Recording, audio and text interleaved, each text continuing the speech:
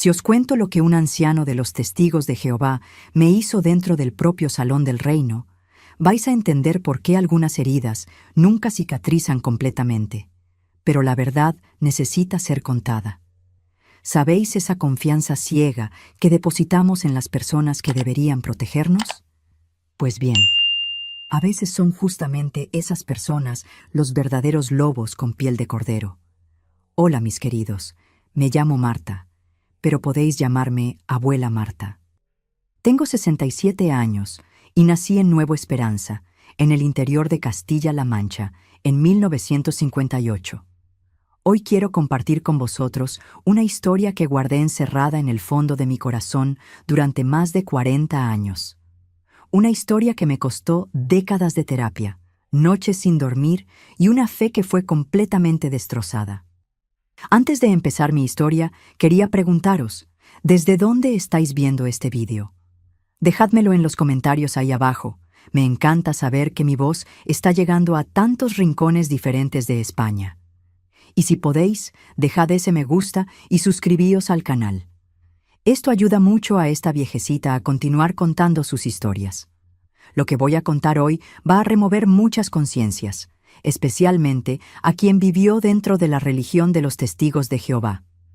Pero es una historia que necesita ser contada, porque cuando rompo mi silencio, quizás ayude a otras personas a romper el suyo también. Si sois padres, prestad mucha atención.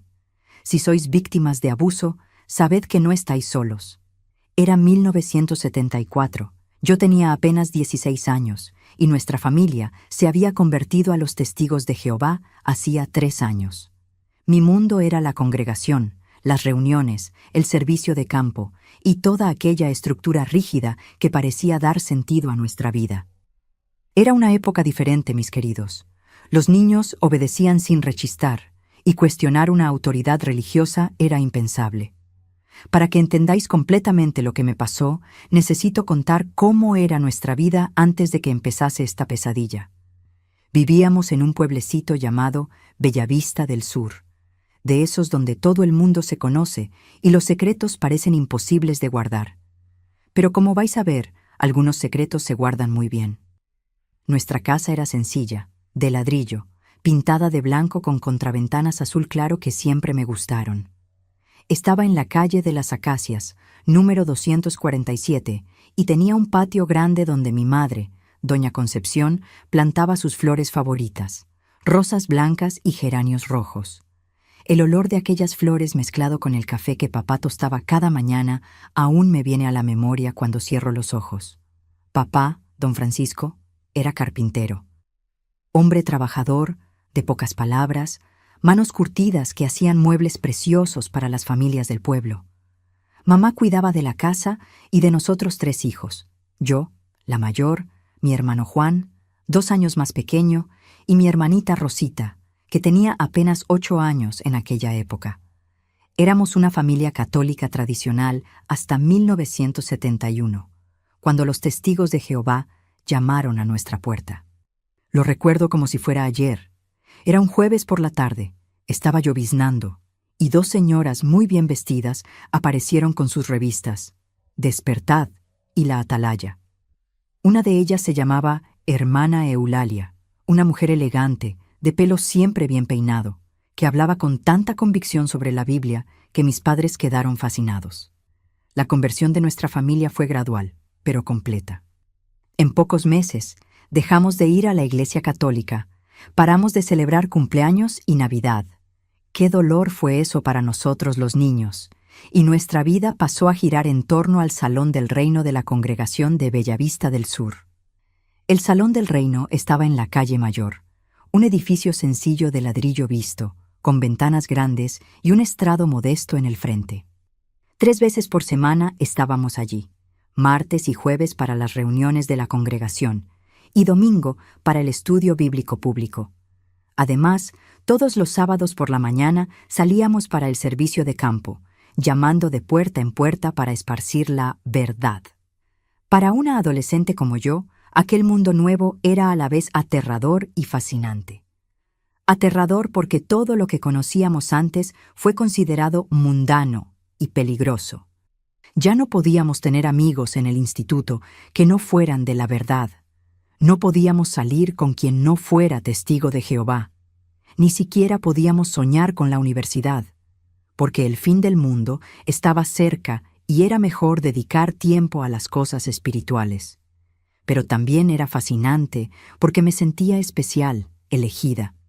Éramos parte del pueblo de Jehová, los únicos que realmente conocíamos la verdad en un mundo perdido. Esta sensación de superioridad y propósito era adictiva para una adolescente insegura como era yo. Me lo tomaba muy en serio, mis queridos. Me aprendía las publicaciones de memoria, participaba activamente en las reuniones y soñaba con ser precursora regular, una evangelizadora a tiempo completo. Era una joven dedicada, obediente, que jamás cuestionaba las enseñanzas o la autoridad de los ancianos. Y fueron justamente esa obediencia ciega y esa confianza las que hicieron todo tan traumático. Porque cuando te enseñan desde niña que los ancianos son representantes directos de Jehová en la tierra, que están inspirados por el Espíritu Santo para liderar la congregación, nunca imaginas que uno de ellos pueda ser un depredador. Nuestra congregación tenía 5 ancianos, pero había uno que destacaba, el anciano Ezequiel Santos. Un hombre de unos 40 y pocos años, alto, delgado, siempre muy bien vestido, con una barba canosa bien cuidada y unos ojos castaños que parecían ver tu alma cuando hablaba. Estaba casado con la hermana Adelaida, una mujer dulce y sumisa que nunca había tenido hijos, y eran considerados una pareja ejemplar en nuestra congregación. El hermano Ezequiel era superintendente de la Escuela del Ministerio Teocrático, nuestra escuela bíblica semanal donde aprendíamos a predicar y enseñar. También daba muchos de los discursos públicos los domingos, y su voz profunda y pausada captaba la atención de todos. Cuando hablaba, era como si el mismísimo Jehová estuviera hablando a través de él. Al menos eso era lo que todos nosotros creíamos. Tenía una forma especial de relacionarse con los jóvenes de la congregación. Siempre preguntaba sobre nuestros estudios, nuestros planes espirituales, si estábamos enfrentando alguna dificultad. Para mis padres, el interés del anciano Ezequiel por mí era una bendición. Qué privilegio tener un anciano tan experimentado preocupándose por nuestra hija, decía mamá con orgullo. Y yo realmente me sentía privilegiada. Entre todos los jóvenes de la congregación parecía tener un interés especial por mí. Siempre elogiaba mis comentarios en las reuniones, decía que tenía potencial espiritual excepcional y constantemente me animaba a dedicarme más al estudio de la Biblia. Nuestra familia tenía total confianza en él. Papá, que era un hombre sencillo y tenía profundo respeto por las autoridades religiosas, se emocionaba casi cuando el anciano Ezequiel hablaba bien de mí. Nuestra hija está siendo preparada por Jehová para grandes cosas, le decía a mamá. Era un tiempo de mucha inocencia, mis queridos.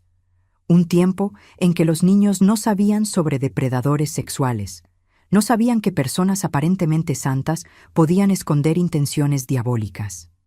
Un tiempo en que la palabra de un anciano era ley absoluta, y cuestionar su autoridad era cuestionar al propio Jehová. Fue en este contexto de confianza total, obediencia ciega e ingenuidad que el anciano Ezequiel empezó a tejer su red. Y yo, como una mosca inocente, fui directa a la trampa. Mirando hacia atrás hoy, puedo ver claramente todas las señales que en aquella época parecían solo atención especial de un líder espiritual dedicado. Pero a los 16 años no tenía ni idea de lo que realmente estaba pasando.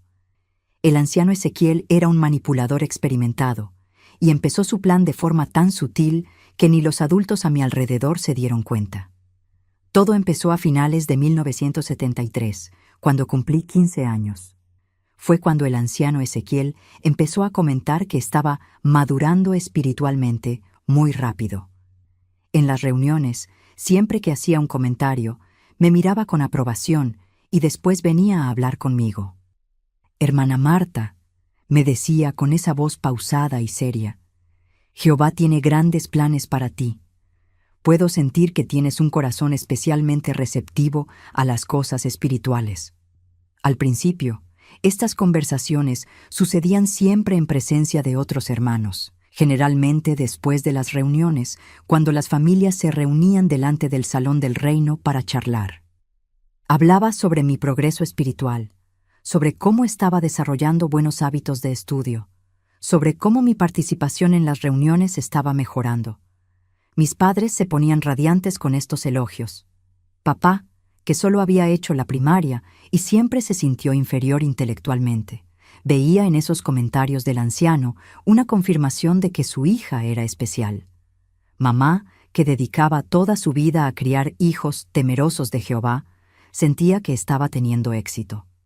Gradualmente, el anciano Ezequiel empezó a sugerir que yo podría beneficiarme de estudio bíblico adicional. La hermana Marta tiene potencial para ser una gran evangelizadora, les decía a mis padres. Quizás se beneficiaría de algún estudio extra, algo más avanzado que el material regular de la congregación. La idea de estudio bíblico individual con un anciano no era rara. Muchos jóvenes de la congregación recibían atención especial cuando mostraban interés y potencial espirituales. Se veía como un privilegio, una oportunidad de crecimiento que no todos recibían. Así fue como empezaron los estudios particulares. Una vez por semana, generalmente los jueves después de la reunión regular, me quedaba en el salón del reino para una sesión de estudio extra con el anciano Ezequiel. Al principio, otras personas estaban presentes. A veces otro anciano, a veces su esposa Adelaida, a veces el portero que se quedaba para cerrar el edificio. Estos primeros estudios eran realmente sobre asuntos bíblicos. Me daba publicaciones más avanzadas para leer, discutíamos profecías complejas, hablábamos sobre la organización de Jehová y mi papel futuro en ella. Me sentía importante, elegida, especial. Era como si estuviera siendo preparada para algo grande. Tienes una mente muy madura para tu edad, me decía. Es raro encontrar una joven tan dedicada a los asuntos espirituales. Jehová, ciertamente, te está bendiciendo con entendimiento especial. Estos elogios constantes creaban en mí una dependencia emocional que no podía identificar en aquella época. Ansiaba estos momentos de atención, esta confirmación de que era especial, de que tenía valor. Para una adolescente insegura, aquello era como una droga. Después de algunas semanas, empezó a sugerir que nuestros estudios serían más productivos si tuviéramos menos distracciones. A veces la gente se queda charlando fuera y nos molesta la concentración, decía. ¿Qué tal si nos mudáramos a la biblioteca del salón? Es más reservado y silencioso. La biblioteca era una salita pequeña en la parte trasera del salón del reino, donde se guardaban las publicaciones de la organización y algunos libros de referencia. Tenía solo una mesa pequeña, 2 sillas y una ventana que daba al patio trasero. Estaba aislada del salón principal, y desde allí no se podía oír cuando llegaba alguien al edificio. Aún así, en esta época todavía no había nada sospechoso pasando. Los estudios seguían siendo sobre asuntos espirituales. Mantenía una distancia respetuosa, y yo realmente estaba aprendiendo mucho. Si alguien me hubiera preguntado, habría dicho que estaba teniendo una experiencia maravillosa de crecimiento espiritual. Pero era en esa biblioteca donde empezó a hacer preguntas más personales.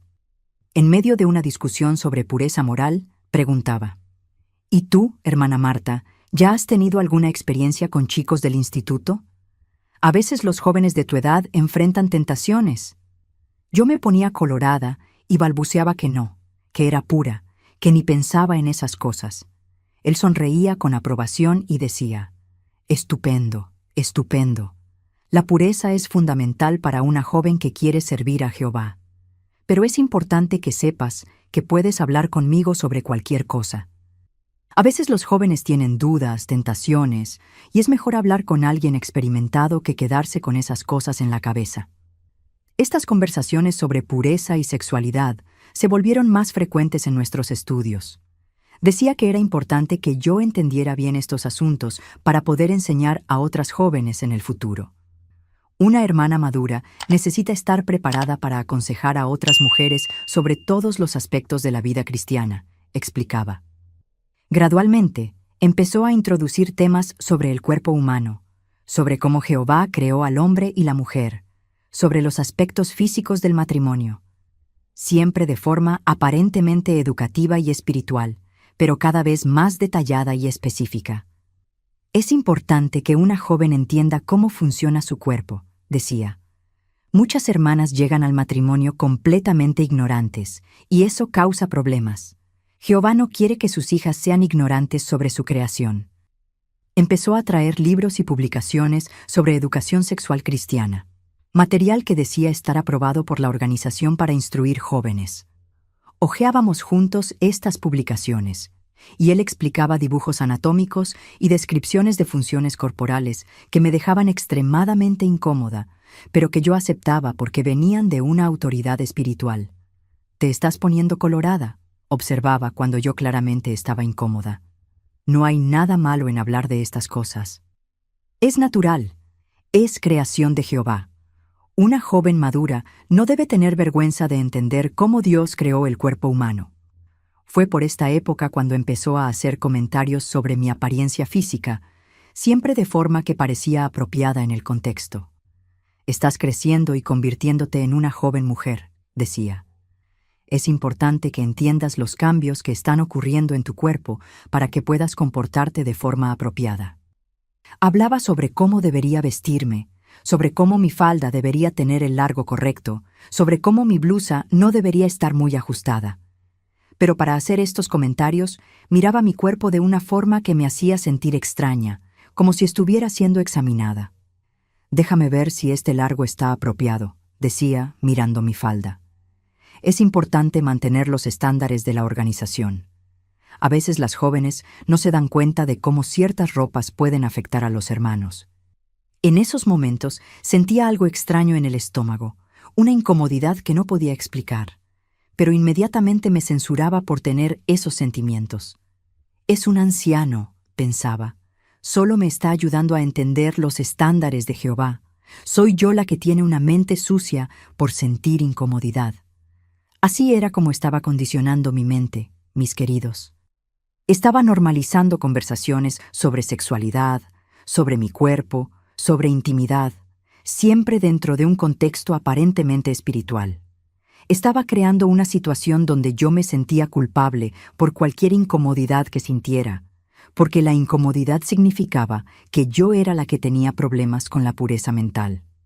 Y lo más insidioso de todo es que estaba haciendo esto con la total aprobación y ánimo de mis padres. Ellos veían que estaba madurando espiritualmente, que estaba más dedicada, más seria sobre asuntos espirituales. Para ellos, el anciano Ezequiel estaba haciendo un trabajo maravilloso conmigo. «Nuestra hija se está convirtiendo en una joven cristiana ejemplar», comentaba papá con orgullo. «El anciano Ezequiel realmente la está ayudando a prepararse para servir a Jehová». Si hubieran sabido lo que realmente estaba pasando en esa biblioteca. Pero, ¿cómo podrían imaginárselo? En sus mentes, así como en la mía, un anciano era incapaz de tener intenciones impuras. Eran representantes de Jehová en la tierra.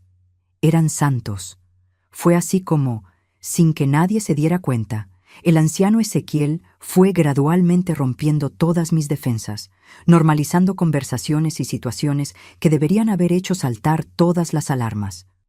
Y cuando finalmente llegó el día en que mostró sus verdaderas intenciones, yo estaba completamente indefensa, condicionada a aceptar su autoridad en todos los asuntos, incluso sobre mi propio cuerpo. Mis queridos que me estáis acompañando hasta aquí, ¿ya os dais cuenta de hacia dónde va esta historia? A veces las señales están todas ahí, pero en su momento no conseguimos verlas, ¿verdad? Principalmente cuando somos niños y adolescentes, y confiamos ciegamente en los adultos que deberían protegernos. Antes de continuar esta historia, quería pediros que dejéis en los comentarios desde dónde estáis viendo este vídeo. Me da calorcillo en el corazón saber que mi voz está llegando lejos, que no estoy hablando sola.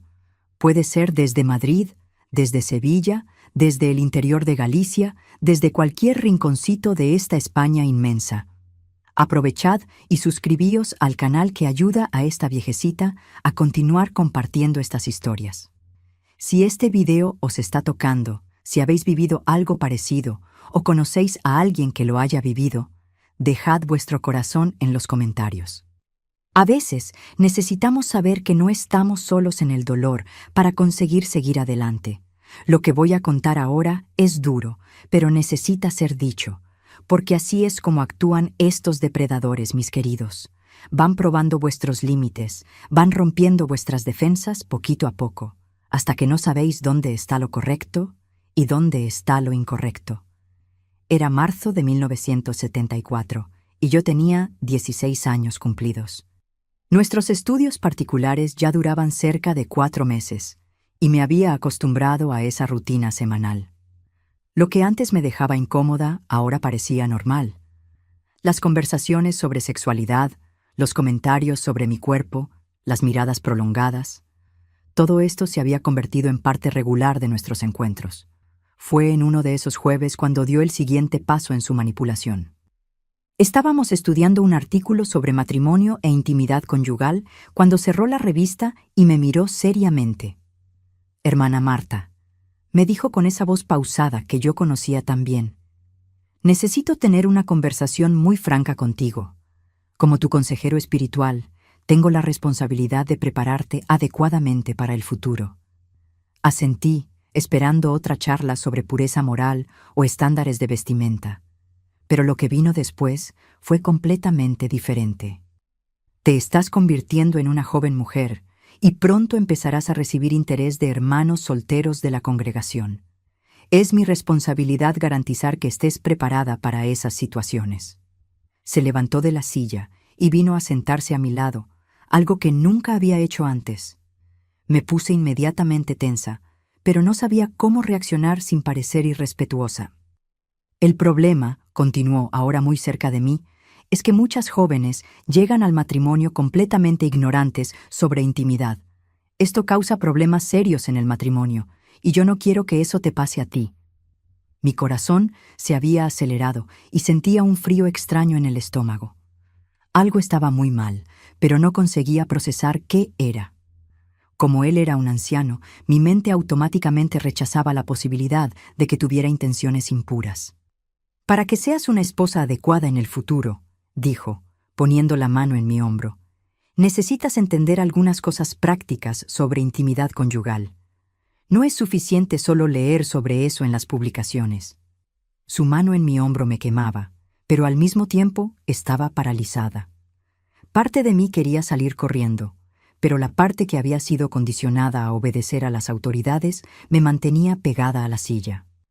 «Sé que esto puede parecer extraño», continuó, su voz ahora más baja, casi un susurro, «pero a veces es necesario que un hermano experimentado oriente a una joven hermana sobre estas cuestiones prácticas. Es una responsabilidad que Jehová pone sobre los ancianos». Estaba usando el nombre de Jehová para justificar lo que estaba haciendo. Era la manipulación perfecta para una joven como yo, completamente inmersa en la doctrina de obediencia a la organización.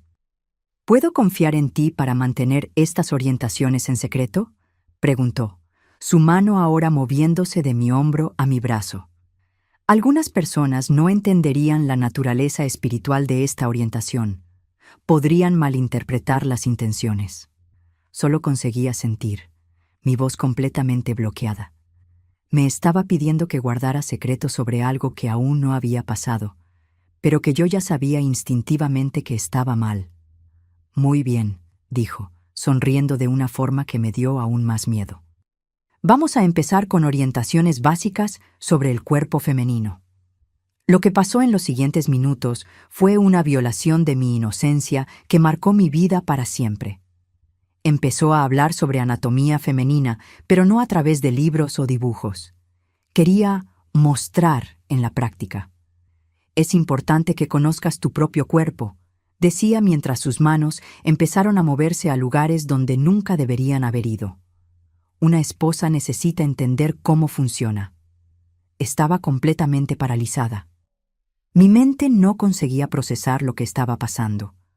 ¿Cómo un anciano, un representante de Jehová, podía estar haciendo aquello? Debía ser normal. Debía ser parte de la educación que necesitaba recibir. Yo era la que debía estar entendiendo mal. Relájate, susurraba cuando notaba mi tensión. Esto es natural, es educativo. No hay nada malo en esto. Es Jehová quien orienta a los ancianos a preparar a las jóvenes adecuadamente. Pero mi cuerpo estaba gritando que aquello estaba mal. Estaba temblando, sudando frío y sentía náuseas. Toda fibra de mi ser estaba rechazando aquella situación, aunque mi mente condicionada no conseguía procesar completamente lo que estaba pasando. Duró quizás unos 15 minutos, pero para mí pareció una eternidad. Cuando finalmente terminó, yo estaba en estado de shock completo. Él se comportó como si no hubiera pasado nada especial. «Muy bien», dijo, volviendo a su silla y reorganizando los libros en la mesa. Esta fue la primera orientación. En las próximas semanas vamos a continuar con otras lecciones prácticas que necesitas aprender. ¿Otras lecciones? Se me revolvió el estómago. ¿Iba a haber otras veces?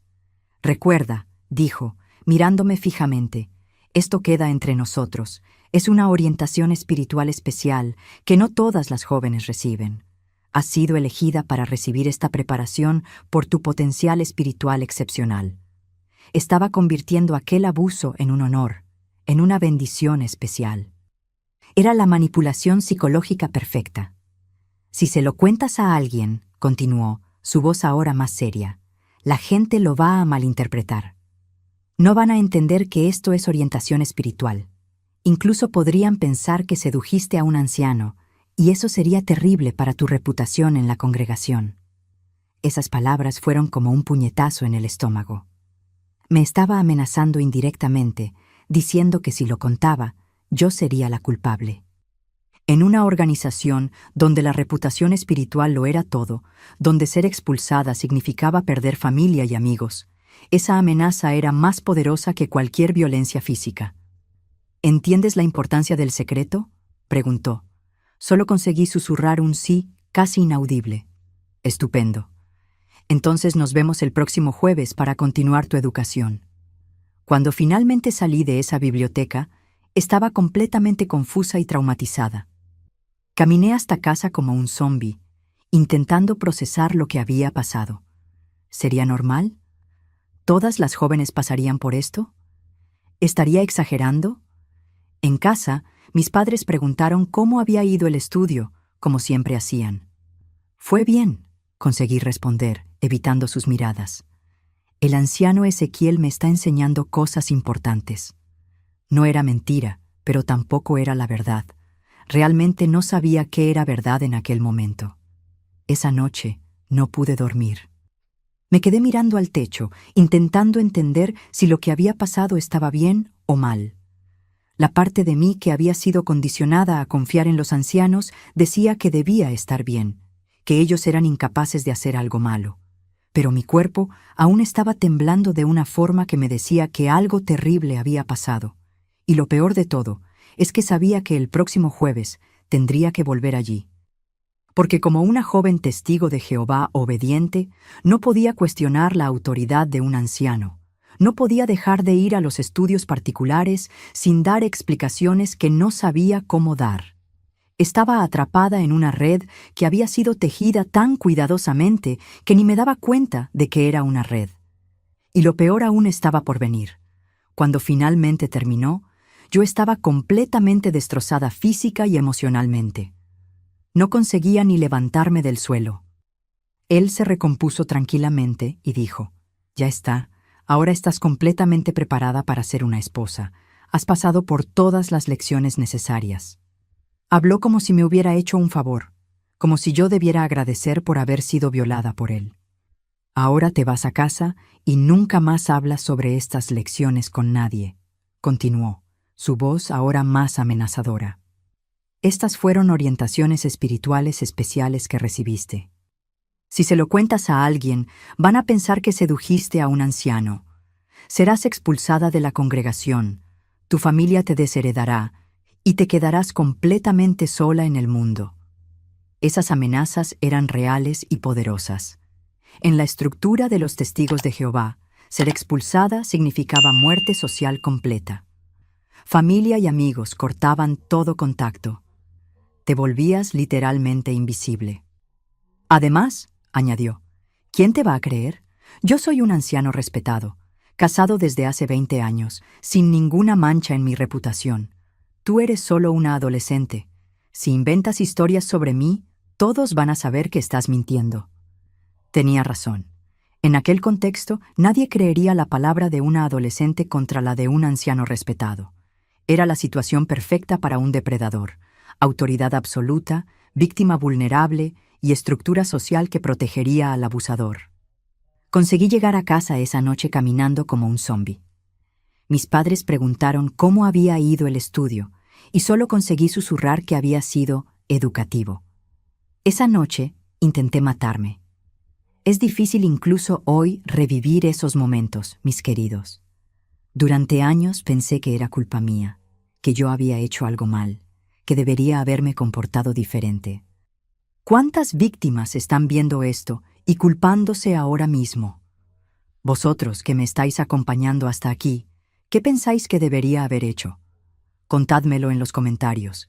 Y si esta historia os está tocando, si conocéis a alguien que haya pasado por algo parecido, dejad vuestro corazón en los comentarios para que sepa que no estoy hablando sola. Necesito que entendáis. El culpable es siempre quien abusa del poder. Siempre. La víctima nunca tiene culpa. No importa la edad, no importan las circunstancias.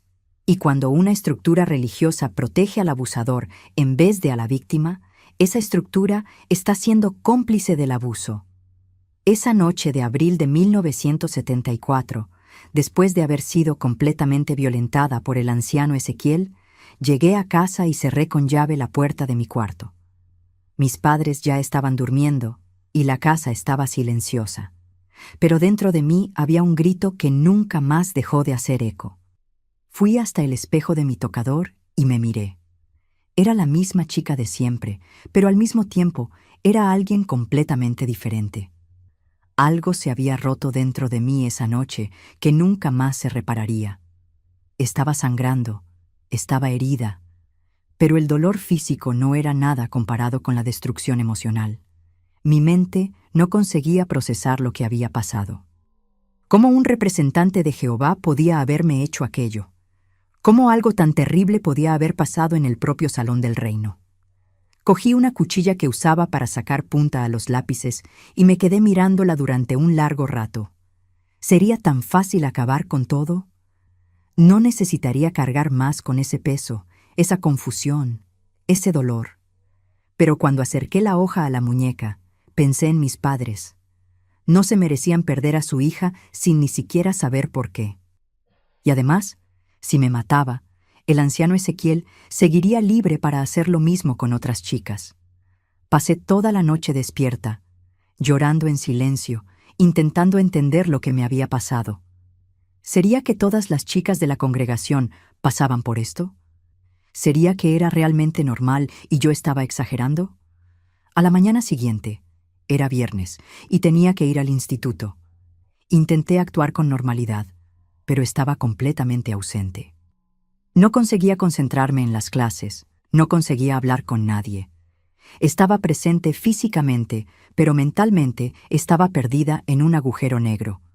Una de mis profesoras, doña Marina, se dio cuenta de que algo estaba mal y me llamó después de clase. «Marta, ¿estás bien?», me preguntó con amabilidad. «Pareces muy decaída hoy». Por un momento pensé en contárselo todo. Pero entonces recordé las palabras del anciano Ezequiel. Si se lo cuentas a alguien, van a pensar que sedujiste a un anciano. Y además, doña Marina no era testigo de Jehová. ¿Cómo podría entender la estructura de nuestra religión? Solo estoy cansada, mentí. Estudié hasta tarde anoche. El sábado por la mañana teníamos servicio de campo, nuestro trabajo de predicación de puerta en puerta. Era la primera vez que vería al anciano Ezequiel después de lo que había pasado. Tenía el estómago revuelto de nervios. Cuando llegamos al punto de encuentro, él estaba allí, charlando alegremente con otros hermanos, como si no hubiera pasado nada. Cuando me vio, vino a saludar a mi familia. «¿Cómo está nuestra joven estudiosa?», le preguntó a mis padres, poniendo la mano en mi hombro. «Espero que haya asimilado bien las lecciones de esta semana». Su toque en mi hombro me revolvió el estómago. Solo conseguía sentir, evitando mirarle a los ojos. «El anciano Ezequiel ha hecho un trabajo maravilloso con nuestra hija», comentó papá. «Está mucho más madura espiritualmente». Si supiera de qué tipo de madurez estaba hablando papá. Durante el servicio de campo me pusieron en el mismo grupo que el anciano Ezequiel. Era una situación terrible, tener que pasar toda la mañana al lado del hombre que me había violado, fingiendo que era una autoridad espiritual respetable. En una de las casas donde paramos, incluso hizo una presentación sobre protección de la familia cristiana y valores morales. Oírle hablar sobre moralidad y protección familiar me daba náuseas. «La familia cristiana es el lugar más seguro del mundo», le dijo a la dueña de la casa. «Es donde los niños aprenden valores sólidos y están protegidos de los peligros del mundo». Yo quería gritar: «¿Pero quién protege a los niños de vosotros?», pero obviamente no podía. El domingo teníamos la reunión pública y él daría uno de los discursos. Verle en el estrado, hablando sobre pureza y santidad, era una tortura psicológica indescriptible. «Jehová exige pureza de su pueblo», dijo desde el estrado, su voz resonando por el salón del reino. «Especialmente de los jóvenes, que enfrentan tantas tentaciones en el mundo actual». La hipocresía era tan flagrante que no podía creer que nadie se diera cuenta. Pero claro, nadie tenía ni idea de lo que realmente era detrás de esa fachada respetable. Después de la reunión, varias personas elogiaron su discurso. «¡Qué discurso tan edificante sobre pureza!», comentó una hermana mayor. «El anciano Ezequiel siempre sabe tocar los puntos más importantes». Me daban ganas de vomitar. Las semanas siguieron y yo estaba entrando en una depresión profunda. Ya no conseguía participar en las reuniones con interés. Ya no conseguía predicar de puerta en puerta con convicción. ¿Cómo podía hablar sobre el amor de Jehová cuando uno de sus representantes me había destrozado? Mis padres empezaron a notar el cambio en mi comportamiento. «Marta, estás muy callada últimamente», observó mamá. «¿Ha pasado algo?» «Es solo una fase», respondía. «Estoy creciendo, madurando». Irónicamente, era verdad. Estaba madurando, pero no de la forma que ellos se imaginaban. Estaba perdiendo mi inocencia, mi fe, mi confianza en el mundo. El anciano Ezequiel, percibiendo mi depresión, decidió ayudar. En una reunión se acercó a mis padres. «He notado que la hermana Marta está un poco desanimada últimamente», dijo con falsa preocupación. «A veces los jóvenes pasan por fases de duda espiritual. Quizás se beneficiaría de algunos estudios particulares más». Cuando oí aquello, sentí que mi mundo se desplomaba. Quería más sesiones de abuso, y estaba usando mi depresión, causada por el propio abuso, como excusa para abusar más. «Sería estupendo», respondió papá, «si el hermano tiene tiempo para seguir ayudando a nuestra hija». «Por supuesto», respondió, mirándome con esa sonrisa que ahora sabía que era diabólica. «Es mi responsabilidad como anciano cuidar de los jóvenes de la congregación». Esa noche, en casa, mis padres me comunicaron que los estudios particulares empezarían de nuevo la semana siguiente. «No», dije por primera vez, mi voz temblando. «No quiero más estudios particulares». Mis padres se quedaron en shock. Nunca me había negado a participar en actividades espirituales. «¿Por qué no?», preguntó mamá. «¿Esos estudios han sido tan buenos para ti?». ¿Cómo explicar? ¿Cómo contar que los estudios eran sesiones de abuso? ¿Cómo hacerles entender sin destruir nuestra familia y nuestra vida en la congregación? «Yo solo quiero estudiar sola por un tiempo», conseguí decir. «Quiero desarrollar mi propia relación con Jehová». Papá frunció el ceño.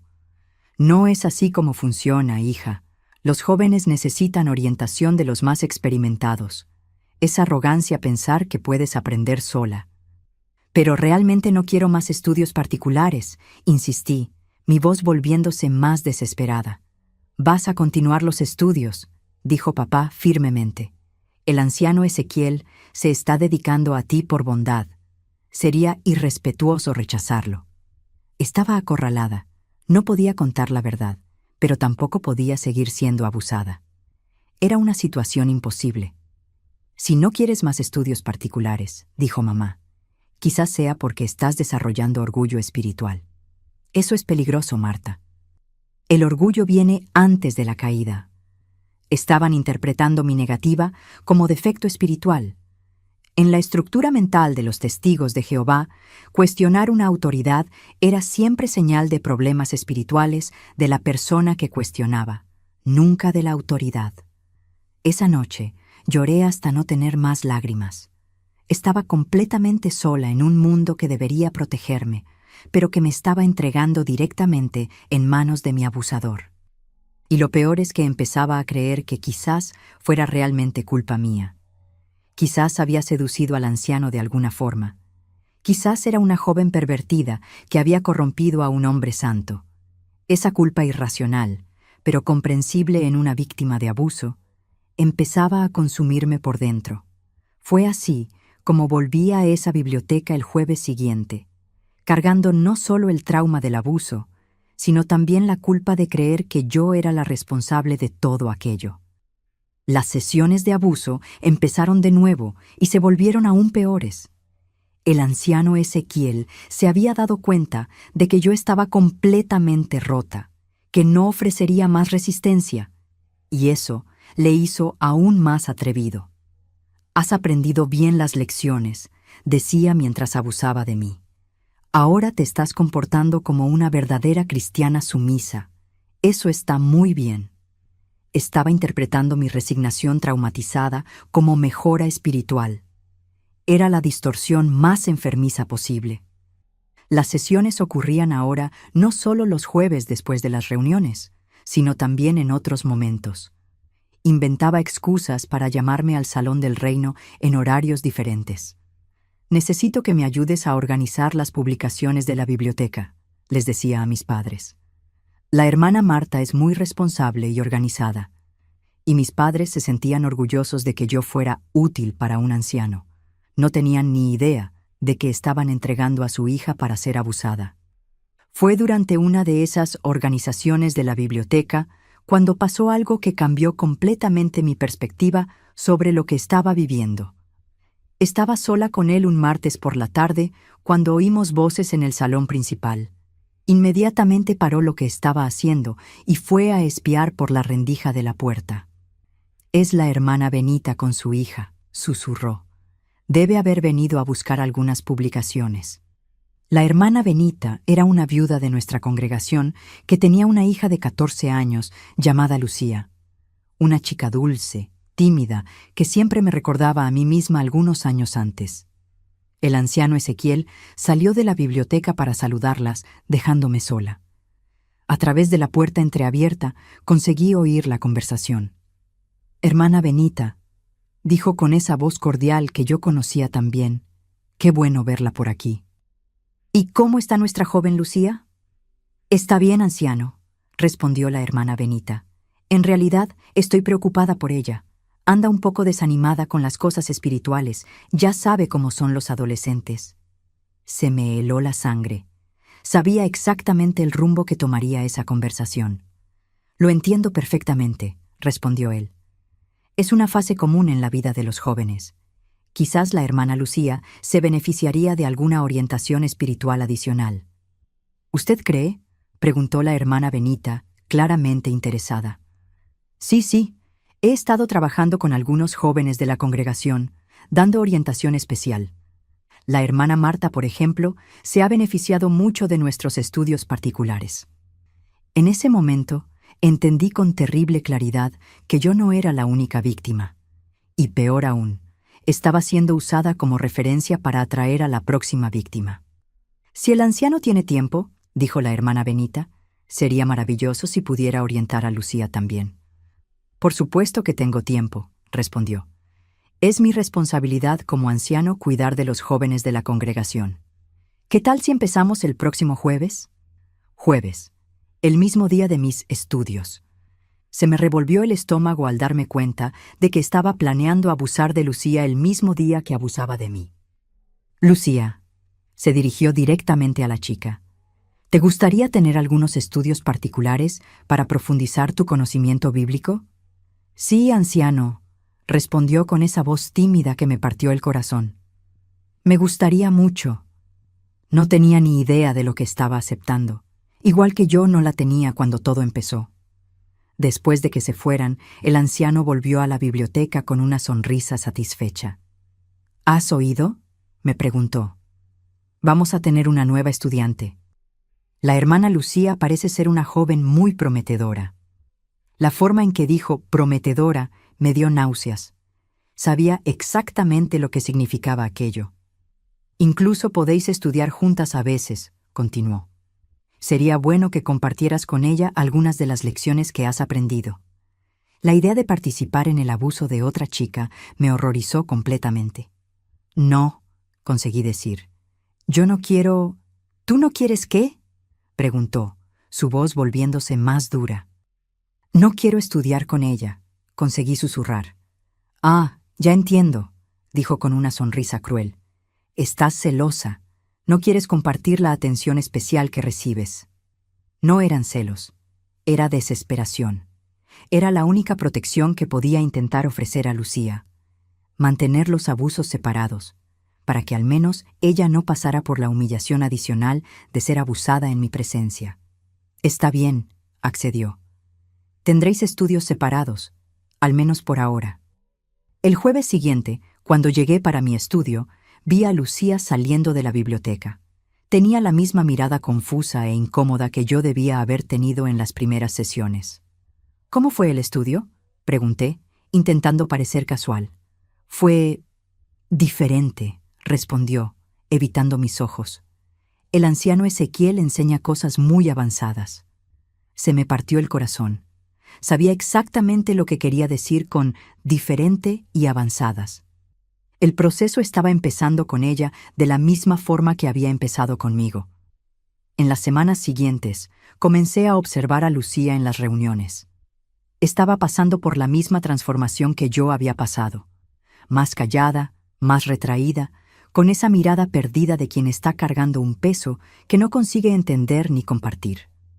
Un día, después de una reunión, conseguí quedarme sola con ella unos minutos. Lucía, le dije cuidadosamente, ¿cómo van tus estudios particulares? Se puso colorada y bajó los ojos. Van bien.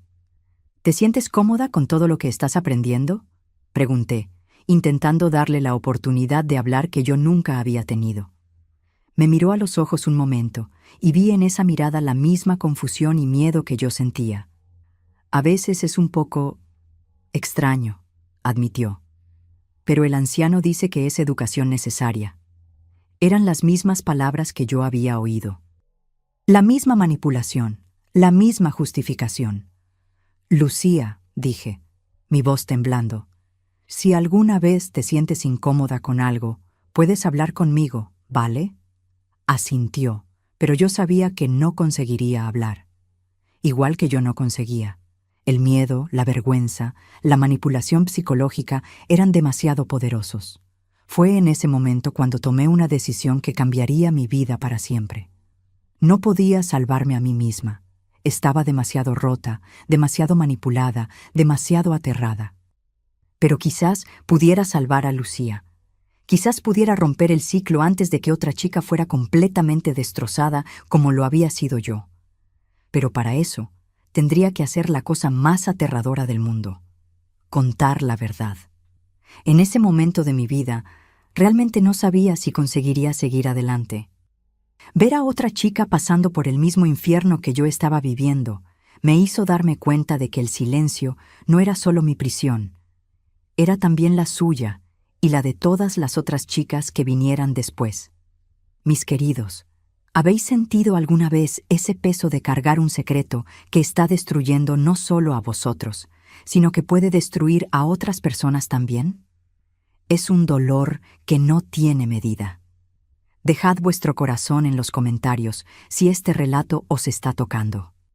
La pregunta que no deja de resonar es: ¿hasta cuándo nos quedamos callados para proteger a quien en realidad debería estar protegiéndonos?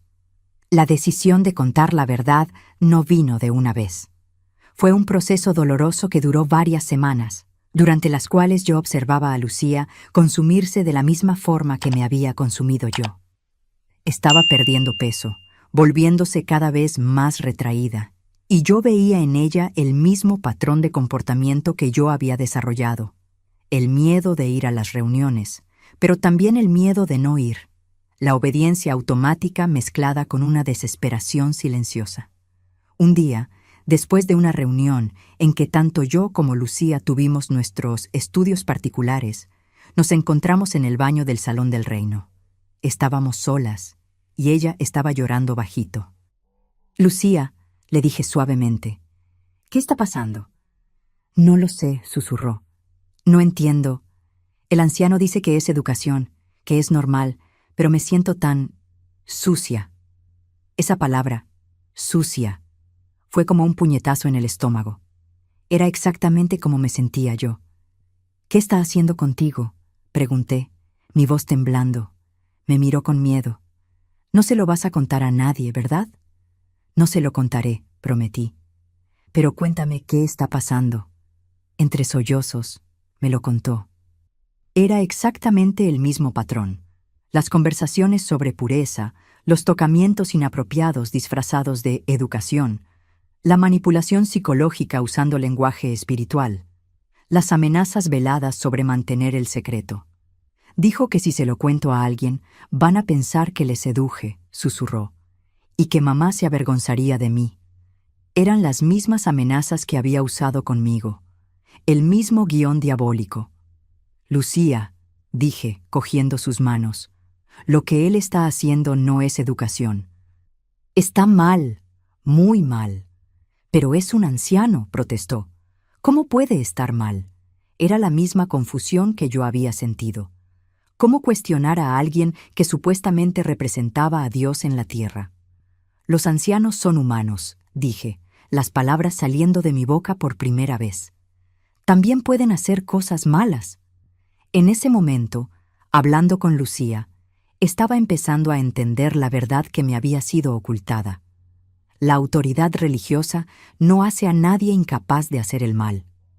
De hecho, a veces hace el mal aún más fácil, porque ofrece la protección de la confianza ciega.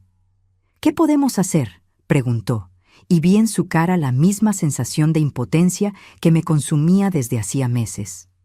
«Aún no lo sé», admití, «pero tenemos que hacer algo, si no por nosotras, por las próximas chicas». Salimos del baño con un acuerdo silencioso. Éramos aliadas ahora, ya no víctimas aisladas. Eso me daba una fuerza que no sabía que poseía. En las semanas siguientes, comencé a prestar atención a otras jóvenes de la congregación. Había señales que nunca había notado antes. Sandra, de 17 años, que de repente se había vuelto muy callada y retraída después de empezar a recibir orientación especial del anciano Ezequiel el año anterior.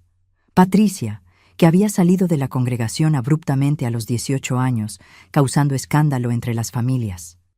Empecé a preguntarme, ¿a cuántas de nosotras había abusado? ¿Durante cuánto tiempo había estado pasando esto? Fue entonces cuando tomé la decisión más difícil de mi vida. Iba a contárselo todo a alguien. ¿Pero a quién? Mis padres estaban fuera de cuestión. Idolatraban al anciano Ezequiel y jamás me creerían.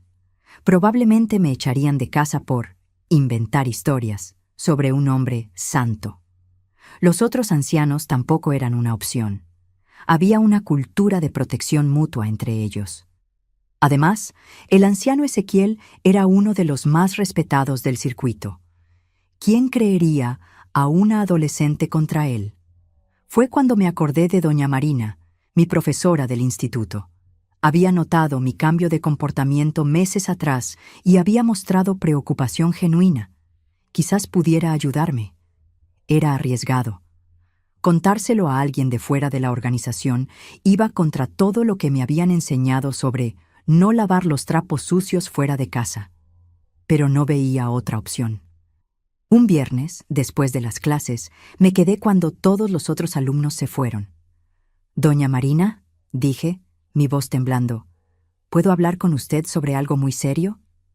Notó inmediatamente el tono de mi voz y cerró la puerta del aula. «Por supuesto, Marta. ¿Qué está pasando?». Durante unos minutos me quedé solo mirándola, intentando encontrar valor para decir las palabras que lo cambiarían todo. «Si le cuento algo muy grave», conseguí preguntar, «¿me ayudará aunque sea contra personas importantes de mi religión?». Doña Marina se sentó a mi lado y cogió mis manos. «Marta, si alguien te está haciendo daño, haré todo lo que esté en mi mano para ayudarte. No importa quién sea esa persona». Y entonces, por primera vez en casi un año de sufrimiento silencioso, abrí la boca y lo conté todo. Hablé sobre los estudios particulares, sobre cómo empezaron de forma aparentemente inocente, sobre cómo fueron escalando gradualmente. Conté sobre la biblioteca, sobre las lecciones, sobre la violación. Conté sobre las amenazas, sobre el miedo, sobre cómo me sentía culpable y sucia. Doña Marina se puso pálida mientras yo hablaba.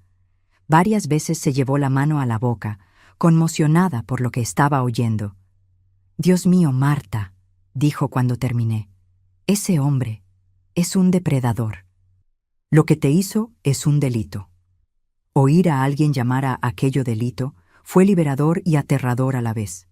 Liberador porque finalmente alguien estaba validando que lo que me había pasado estaba mal. Aterrador porque los delitos tienen consecuencias, y no sabía si estaba preparada para ellas. «¿Cree que es culpa mía?», pregunté, la pregunta que me atormentaba desde hacía meses. «Marta», dijo firmemente, «nada de esto es culpa tuya. Eras una niña. Él era un adulto en posición de autoridad. Te manipuló, abusó de tu confianza y te hizo daño de las peores formas posibles. La culpa es 100% suya». Esas palabras fueron como un bálsamo en una herida que llevaba meses infectada. Por primera vez desde que todo empezó, no me sentí culpable. «¿Qué hago ahora?», pregunté. «Primero, necesitas ayuda psicológica», dijo. «Conozco a una psicóloga que trabaja con víctimas de abuso. Te ayudará a procesar todo esto». «¿Y después?». «Después, si quieres, podemos denunciar a ese hombre. Lo que hizo es delito y tiene que ser responsabilizado, no solo por lo que te hizo a ti, sino para proteger a otras chicas». La mención de otras chicas me hizo recordar a Lucía. «Doña Marina», dije, «hay otra chica. Está haciendo lo mismo con ella ahora». Su cara se puso aún más seria. «Entonces no podemos perder tiempo. Cada día que pasa puede estar abusando de ella». En ese momento, entendí que mi decisión de romper el silencio ya no era solo sobre mí. Era sobre Lucía, sobre Sandra, sobre Patricia, sobre todas las chicas a las que ya había hecho daño y todas las que aún podría dañar. «Quiero denunciar», dije con una determinación que no sabía que poseía. «Quiero que pague por lo que hizo». Doña Marina sonrió por primera vez desde que empecé a contar mi historia. «Eres muy valiente, Marta. Romper el silencio es lo más difícil que puede hacer una víctima, pero también es lo más importante». Ese día, salí del instituto con un sentimiento que no experimentaba desde hacía meses: esperanza. Esperanza de que la verdad pudiera salir a la luz, de que se pudiera hacer justicia, de que otras chicas pudieran ser protegidas. No tenía ni idea de la batalla que estaba por venir. Doña Marina no perdió tiempo. El mismo día que se lo conté todo, me llevó a hablar con el director del instituto, que inmediatamente activó los servicios sociales y la policía. Fue la primera vez en mi vida que entré en una comisaría. El lugar me intimidaba, pero la inspectora, doctora Carmen, fue muy amable conmigo. «Marta», dijo después de que le contara toda la historia otra vez, «lo que ese hombre te hizo son delitos gravísimos: abuso sexual a menor, abuso de autoridad, coacciones, puede caer muchos años de cárcel». Oír esas palabras legales, abuso, delitos, aplicadas a lo que me había pasado fue impactante. Durante tanto tiempo, había interiorizado la versión del anciano Ezequiel de que aquello era educación u orientación espiritual. Ahora estaba siendo llamado por lo que realmente era, delito. ¿Estás segura de que quieres seguir con la denuncia?, preguntó. Va a ser un proceso difícil. Vas a tener que repetir tu historia varias veces y su defensa intentará desacreditarte. Estoy segura, respondí. Y hay otra chica a la que está abusando ahora.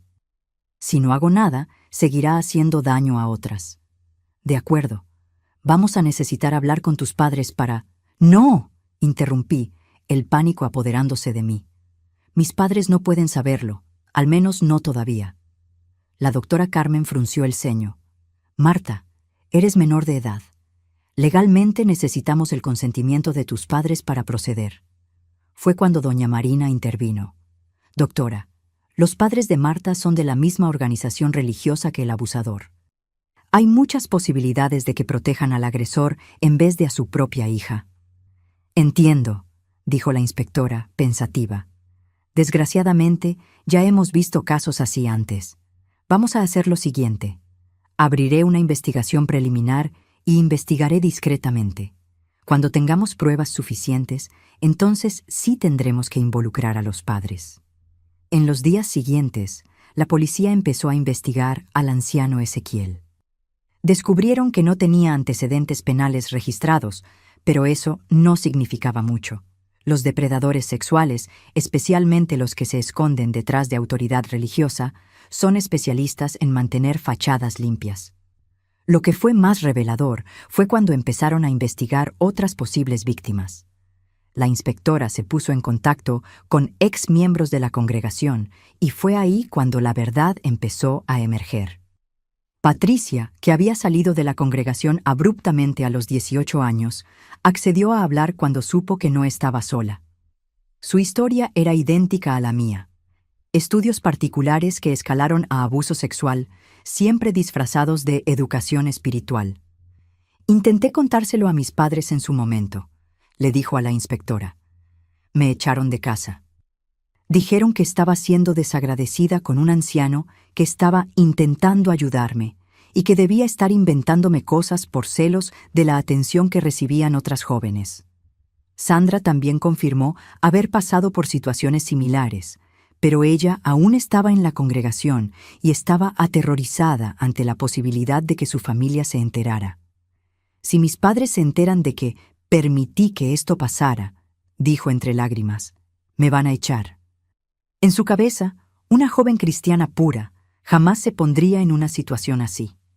Era la misma cultura de culpabilización de la víctima que yo conocía tan bien. Las chicas eran responsabilizadas por ser abusadas, mientras que el abusador era protegido por su posición de autoridad. Mientras la investigación avanzaba discretamente, yo aún tenía que mantener la fachada de normalidad en casa y en la congregación. Era una tortura psicológica terrible tener que seguir viendo al anciano Ezequiel en las reuniones, sabiendo que en cualquier momento sería expuesto, pero sin poder demostrar que algo había cambiado. Él, por su parte, no tenía ni idea de que había sido denunciado. Seguía con sus estudios particulares conmigo y con Lucía. Seguía dando sus discursos sobre pureza y moralidad. Seguía siendo venerado por la congregación. En una de esas reuniones, cerca de 2 semanas después de la denuncia, se acercó a mí después del encuentro. «Hermana Marta», me dijo con esa sonrisa que me daba escalofríos, «he notado que estás más animada últimamente. Eso está muy bien. Las lecciones que has aprendido realmente te están madurando espiritualmente. Si supiera que mi animación venía del hecho de que sus días como depredador libre estaban contados». «Sí, anciano», conseguí responder. «Me siento liberada». No se dio cuenta de la ironía en mis palabras. Fue en la 3ª semana de mayo de 1974 cuando todo cambió. La policía había reunido pruebas suficientes y decidió actuar. Un jueves por la mañana, irónicamente, el mismo día de la semana en que solía abusar de nosotras, la inspectora y 2 investigadores fueron a su casa con orden de detención. La noticia se extendió por el pueblo como la pólvora. anciano de los Testigos de Jehová, detenido por abuso sexual a menores, fue el titular del periódico local. Cuando llegué a casa del instituto ese día, encontré a mis padres en estado de shock total. «Marta», dijo papá, su voz temblando, «¿has oído lo que ha pasado con el anciano Ezequiel?» «He oído algunos comentarios en el instituto», mentí. «¿Qué ha pasado exactamente?» «Ha sido detenido», dijo mamá, las lágrimas cayendo por su cara. «Dicen que abusó de chicas de la congregación».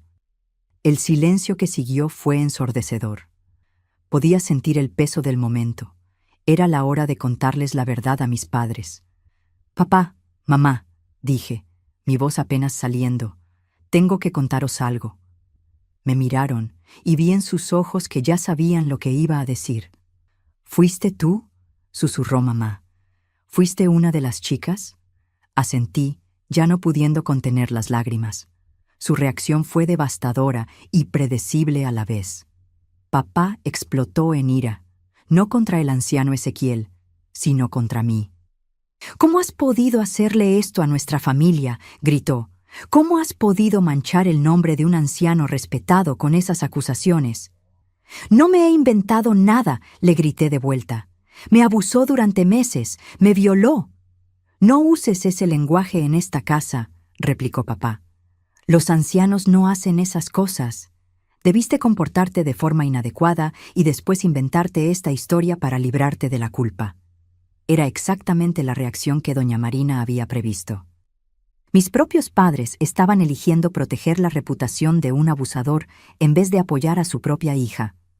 Mamá estaba llorando descontroladamente. «¿Qué vamos a hacer?», se lamentaba. «¿Cómo vamos a dar la cara en la congregación? Todo el mundo va a saber que nuestra hija, que ella fue víctima de un criminal». Completé la frase que no conseguía terminar.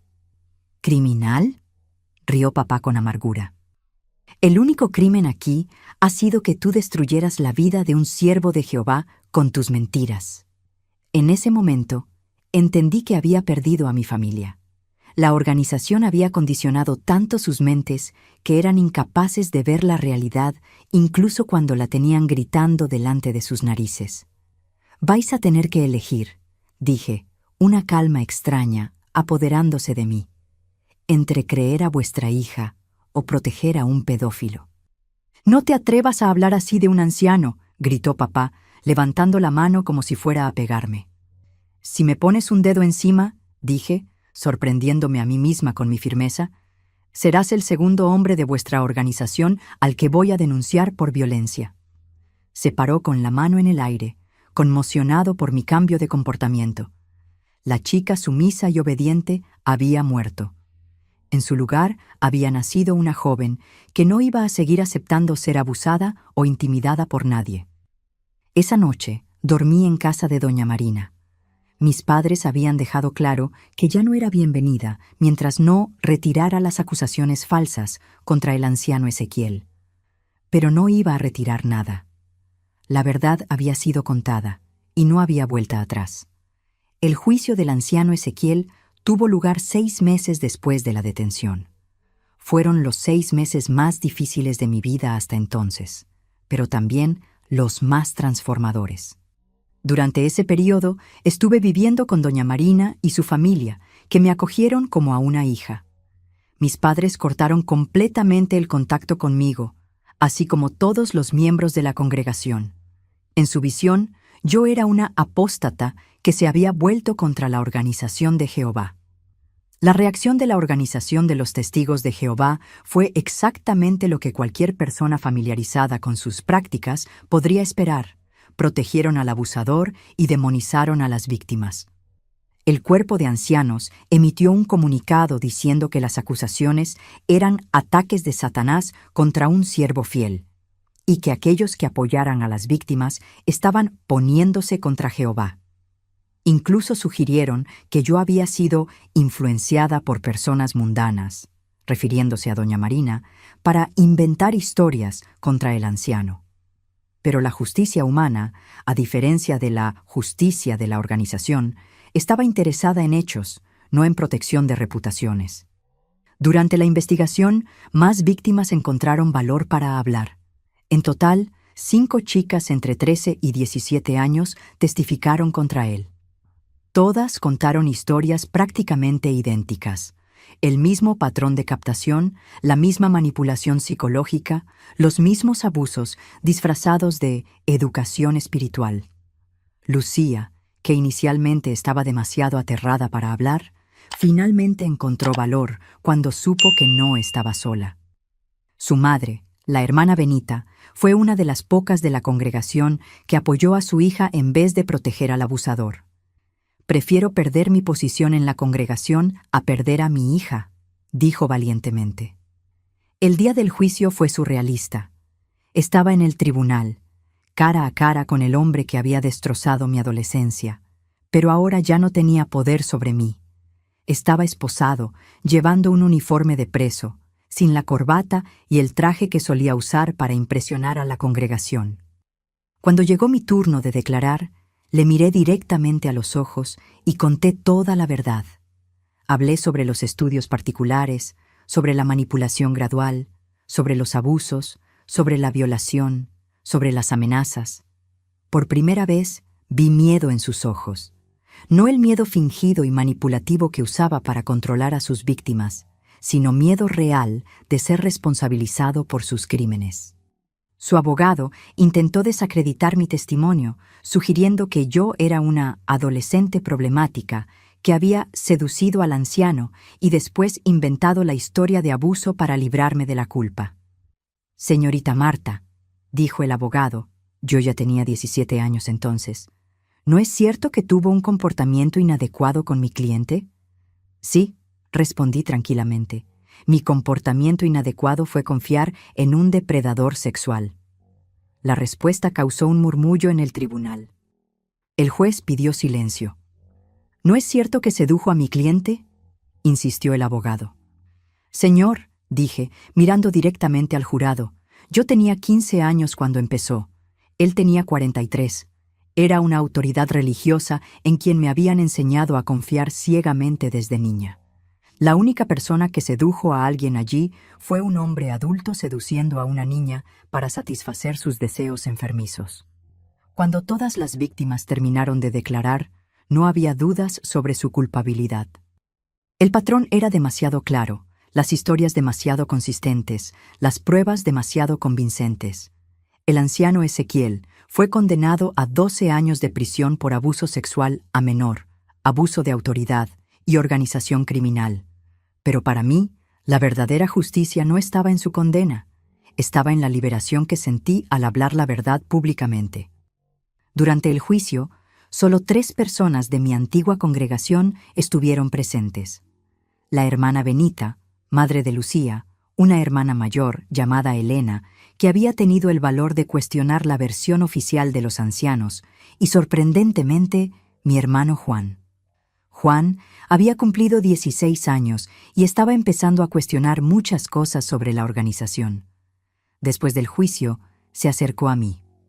«Marta», me dijo con lágrimas en los ojos, «lo siento mucho. Debería haberme dado cuenta de que algo estaba mal. Debería haberte protegido». «Tú también eras solo un niño», respondí abrazándole. «La culpa nunca fue nuestra. Fue de los adultos que deberían habernos protegido y no lo hicieron». Ese día recuperé a un hermano, aunque perdiera a los padres. Tras la condena, decidí hacer algo que había estado planeando durante meses. Escribir una carta abierta a los testigos de Jehová de España, contando mi historia y alertando sobre los peligros de la cultura de silencio de la organización. La carta fue publicada en varios periódicos locales y se extendió entre ex testigos de Jehová en todo el país. Recibí cientos de cartas de mujeres que habían pasado por situaciones similares, pero que nunca habían encontrado valor para hablar. «Gracias por romper el silencio», escribió una mujer de Barcelona. «Tu valor me dio fuerzas para finalmente denunciar al anciano que abusó de mí en la adolescencia». «Tu historia salvó a mi hija», escribió una madre de Valencia. «Cuando me contó que un anciano estaba haciendo cosas extrañas con ella, me acordé de tu historia e inmediatamente la saqué de esa situación. Esas cartas me mostraron que mi decisión de romper el silencio había tenido un impacto mucho más allá de mi caso personal. Había creado una ola de valor que estaba ayudando a otras víctimas a encontrar su voz. Pero quizás el impacto más significativo fue en mi propia curación. Hablar la verdad públicamente, ser creída, ver a mi abusador responsabilizado, todo eso fue fundamental para mi proceso de recuperación. Con la ayuda de la psicóloga que doña Marina me había indicado, empecé a entender que el trauma que había sufrido no me definía. Era algo que me había pasado, no algo que yo era. Aprendí que la vergüenza no era mía para cargar. Pertenecía enteramente al hombre que había elegido abusar de niñas y a la organización que había elegido protegerle. Aprendí que mi sexualidad no había sido arruinada por el abuso. Con tiempo, terapia y paciencia, podría desarrollar relaciones sanas e íntimas. Más importante aún, aprendí que mi voz tenía poder. El poder de exponer la mentira, de proteger a otros inocentes, de crear cambio. Después del juicio, mi vida tomó un rumbo completamente diferente. A los 18 años, era legalmente libre para tomar mis propias decisiones, y la primera de ellas fue no volver a pisar nunca más una reunión de los Testigos de Jehová. La salida formal de la organización ocurrió de forma automática. Me desasociaron por apostasía, que en su lenguaje significa cuestionar la autoridad de los líderes. En la práctica, esto significaba que ningún testigo de Jehová podía hablar conmigo, incluyendo a mi propia familia. Pero curiosamente, perder a mi familia biológica me hizo encontrar una familia mucho mayor y más amorosa. Doña Marina, que se había convertido como en una madre para mí, me animó a continuar los estudios. «Tienes una inteligencia brillante», me decía. «No dejes que el trauma te impida realizar tus sueños». Con su ayuda, conseguí una beca para estudiar psicología en una universidad pública. Mi motivación era clara. Quería entender el trauma que había vivido y ayudar a otras personas que pasaran por situaciones similares. Durante la carrera, conocí a otras supervivientes de abuso sexual y me di cuenta de que mi experiencia, por muy dolorosa que hubiera sido, me daba una comprensión única sobre lo que esas personas estaban pasando. «Tienes un don especial para esto», comentó mi supervisora de prácticas. «Las pacientes confían en ti de una forma que es rara de ver». Era verdad. Cuando una mujer que había sido abusada hablaba conmigo, sabía instintivamente que yo entendía. No necesitaba explicar la vergüenza, la confusión, el miedo. Yo ya había pasado por todo eso. Me especialicé en trauma y abuso sexual, y después de graduarme, abrí una consulta centrada en atención a supervivientes. También empecé a trabajar como voluntaria en organizaciones que ayudaban a víctimas de violencia sexual. A los 25 años, conocí a Roberto, un hombre gentil y paciente que era trabajador social. Cuando le conté mi historia, su reacción fue todo lo que podría haber deseado. «Gracias por confiar en mí lo suficiente para compartir esto», me dijo. «Y gracias por ser lo bastante valiente para transformar tu dolor en propósito». Roberto nunca me hizo sentir dañada o impura por lo que me había pasado. Entendió que yo era una superviviente, no una víctima, y me amó exactamente como era. Nos casamos 2 años después, en una ceremonia sencilla con la familia que yo había elegido. Doña Marina, mi hermano Juan, que también había salido de la organización, algunas amigas de la universidad y compañeros de trabajo. No había representantes de mi familia biológica, pero tampoco había tristeza por eso. Había aprendido que la familia no se define por la sangre, sino por el amor y el apoyo. Roberto y yo tuvimos 2 hijos, Rafael y Ana. Criarlos fue una experiencia de curación profunda para mí. Con cada momento de inocencia y alegría suyo, sentía como si estuviera recuperando un pedazo de mi propia infancia perdida. Y más importante, estaba decidida a criarlos de forma completamente diferente a como me habían criado a mí. Crecieron sabiendo que tenían derecho a cuestionar autoridades, que sus cuerpos les pertenecían a ellos, que ningún adulto tenía derecho a tocarlos de forma inadecuada, y que siempre podrían contar conmigo si alguien les hacía sentirse incómodos. «Mamá», me preguntó Ana un día cuando tenía unos 8 años. ¿Por qué hablas siempre de no guardar secretos de adultos? Porque, le respondí, los secretos son para cosas buenas, como fiestas sorpresa. Las cosas que hacen sentir incómoda a la gente nunca deben ser secretos. Paralelamente a la crianza de mis hijos, continué mi trabajo ayudando a otras supervivientes. A lo largo de los años, atendí a cientos de mujeres que habían sufrido abuso sexual, muchas de ellas dentro de contextos religiosos. ¿Cómo conseguiste superarlo? Era una pregunta que oía frecuentemente. No lo superé completamente. Siempre respondía honestamente. Aún tengo días difíciles. Pero aprendí que el trauma no necesita definir nuestra vida. Podemos elegir qué hacer con nuestro dolor. En 2010, a los 52 años, decidí escribir un libro contando mi historia completa. Rompiendo el silencio, una superviviente habla, se convirtió en un éxito inesperado, ayudando a miles de personas a entender mejor el abuso sexual en contextos religiosos. El libro me trajo visibilidad nacional y empecé a ser invitada a charlas en universidades, conferencias sobre derechos humanos y eventos sobre protección infantil. En una de esas charlas, una joven se acercó a mí durante el descanso. «Doctora Marta», me dijo con lágrimas en los ojos, «gracias por contar tu historia. Estoy pasando por algo parecido en mi iglesia y no sabía qué hacer. Escuchándote, entendí que la culpa no es mía». Momentos como ese me recordaban por qué era importante seguir hablando, incluso cuando dolía revivir los traumas. En 2015, fui invitada a declarar en una comisión del Congreso sobre abuso sexual infantil en instituciones religiosas.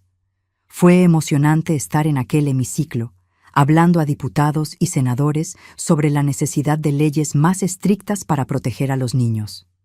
«Señores parlamentarios», dije en mi intervención, «lo que me pasó no fue un caso aislado. Es un patrón que se repite en organizaciones que ponen la protección de la institución por encima de la protección de los niños. Necesitamos leyes que obliguen a estas organizaciones a reportar sospechas de abuso a las autoridades, en vez de permitir que lo resuelvan todo internamente». Algunas de las recomendaciones que hice en aquella comisión se convirtieron en leyes en los años siguientes, lo que me dio una sensación profunda de que mi dolor se había transformado en cambio real en el mundo. Pero quizás el momento más significativo de mi jornada de curación ocurrió en 2018, cuando recibí una carta inesperada. Era de Adelaida, la viuda del anciano Ezequiel, que había muerto en prisión 2 años antes. «Querida Marta», decía la carta, «sé que no tengo derecho a pedir tu perdón, pero necesito que sepas que te creo. Siempre te creí.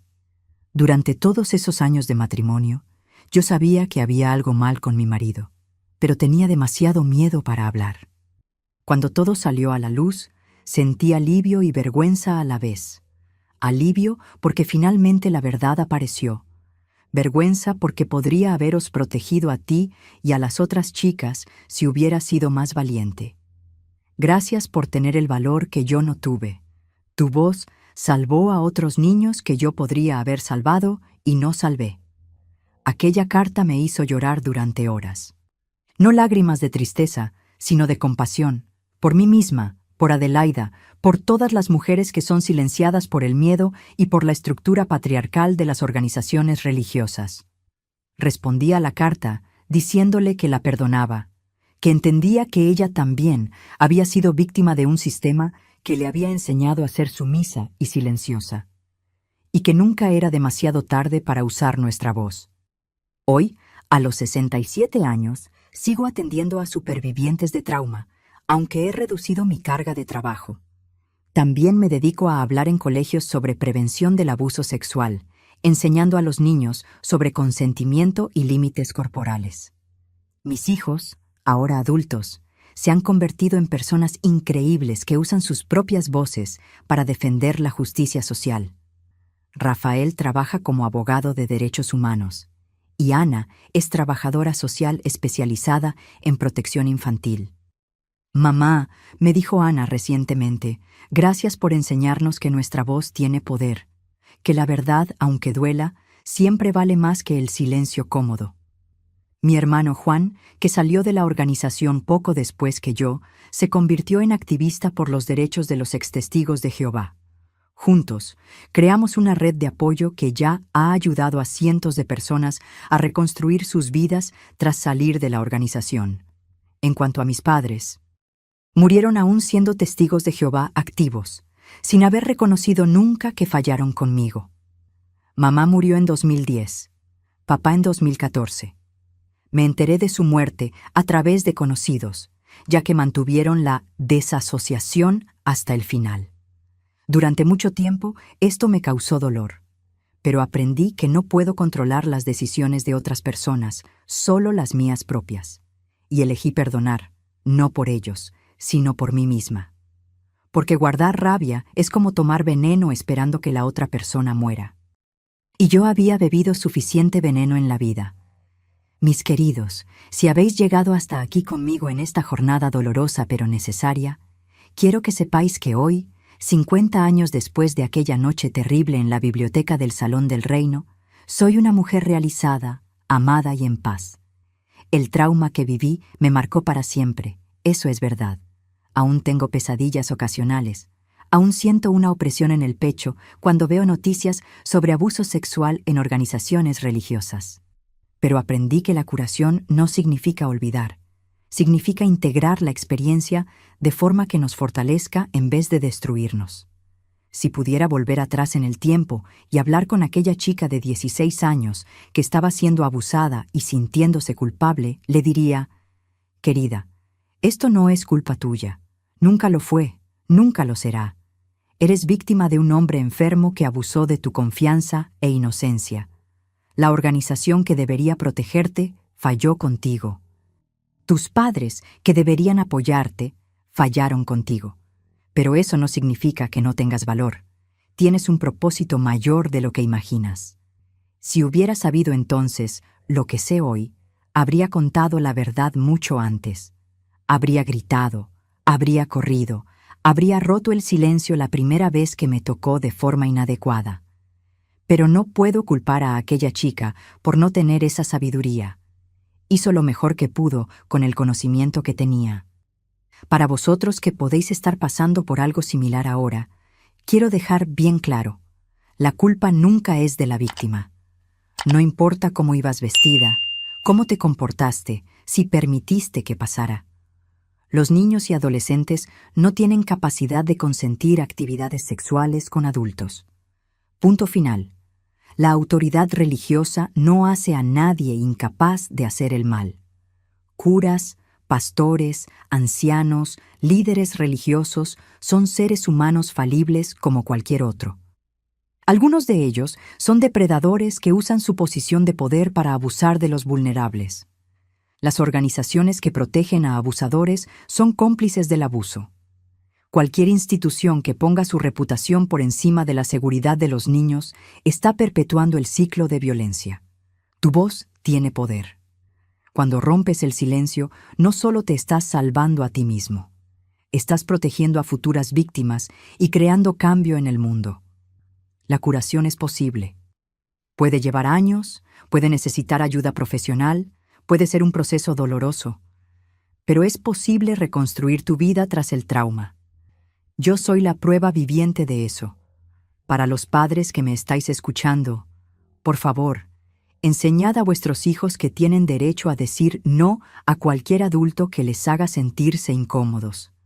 Enseñad que los secretos sobre tocamientos corporales son siempre sospechosos. Enseñad que siempre les creeréis si os traen una denuncia seria. Y más importante, si vuestro hijo viene a vosotros con una acusación de abuso contra una autoridad religiosa, creedlo, protegerlo.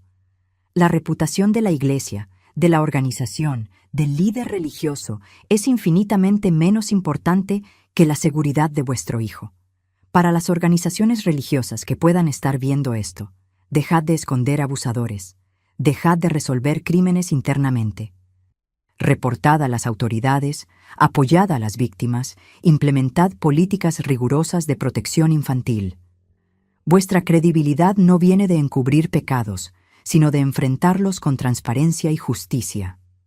Hoy, cuando miro hacia atrás, veo que mi jornada, por muy dolorosa que haya sido, tuvo un propósito mayor. Cada lágrima que derramé, cada noche que no pude dormir, cada momento de dolor se transformó en compasión y sabiduría que pude usar para ayudar a otras personas. Mi dolor se convirtió en mi propósito. Mi trauma se convirtió en mi fuerza.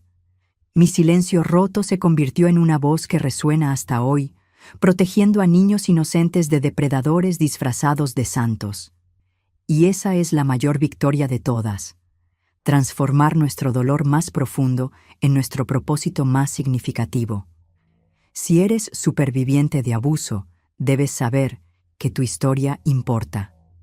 Tu voz importa. Tu curación importa. Y no estás solo en esta jornada. Si habéis llegado hasta el final de esta historia, gracias por haberme dado el privilegio de compartir mi jornada con vosotros. Sé que no ha sido fácil escuchar, así como no fue fácil contar. Contadme en los comentarios desde dónde me estáis viendo. Puede ser desde cualquier rincón de esta España inmensa, o incluso desde otros países. Me encanta saber que esta historia está llegando lejos, tocando corazones, quizás salvando vidas. Si esta historia os ha tocado de alguna forma, si os habéis identificado con algo de lo que he contado, dejad vuestro corazón en los comentarios. Y si conocéis a alguien que necesita escuchar este mensaje, compartid este vídeo.